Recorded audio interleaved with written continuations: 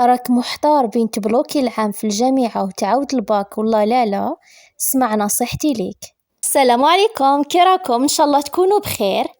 كاين بزاف اللي جابوا الباك وراهم حابين يعاودوه خاطر ما داوش المعدل اللي كانوا متمنيينه، وكاين اللي راهم يخمموا يبلوكيو العام في الجامعة ويعاودوا الباك، وكاين اللي يقول لا نقرا في الجامعة وفي نفس الوقت يعاود الباك، وراه محتار واش يكفيه الوقت والله لا. شوفوا، كاين زوج اقتراحات. اولا الا جبتوا في الباك معدلات كيما 11 ولا 12 وراكم حابين ديروا تخصص مليح ويكون المعدل نتاعو مرتفع، هنا الافضل ليك انك تبلوكي العام وتبقى في الدار تحضر للبكالوريا، لان المعدل اللي راك حاب تحصل عليه يحتاج الى تعب وجهد مضاعف. ولكن إلا ما خلاوكش في الدار تبلوكي العام، حاول ما تسمحش في قرايتك في الجامعة وتحضر مليح للباك، وإن شاء الله توصل للمعدل اللي راك حابه.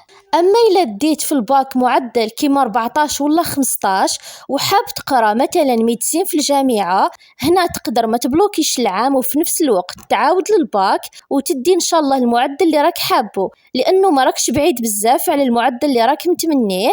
كان تحاول غير تبدأ تقرأ في الويكاند والعطل تاع الشتاء والربيع، وتنظم وقتك بين التخصص اللي راك تقراه في الجامعة وبين الباك اللي راك تعاود فيه، وتقسم وقتك مليح، تقدر إن شاء الله توصل لمعدل كبير. كانت هذه هي نصيحتي لكم، نتمنى لكم التوفيق والنجاح. دمتم في رعاية الله وحفظه، نلتقي في فيديو جديد إن شاء الله، إلى اللقاء.